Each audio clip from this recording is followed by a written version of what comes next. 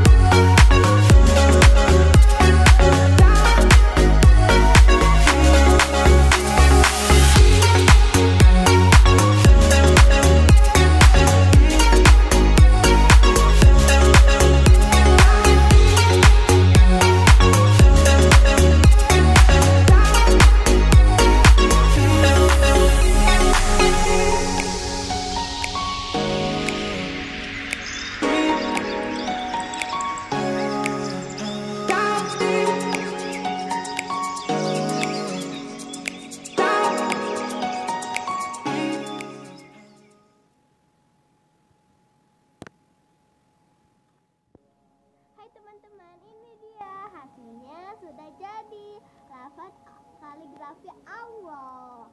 Bagus kan, warna-warni. Teman-teman, kalau kalian mau buat seperti ini gampang harapnya, tidak usah lihat dan tinggal dipikirkan mau buat apa. Boleh buat nanti kalian boleh buat yang kayak gini, tapi warnanya boleh gimana kalian, yang penting bagus. Teman-teman, sampai sini dulu. Terima kasih sudah menonton video saya. Assalamualaikum warahmatullahi wabarakatuh.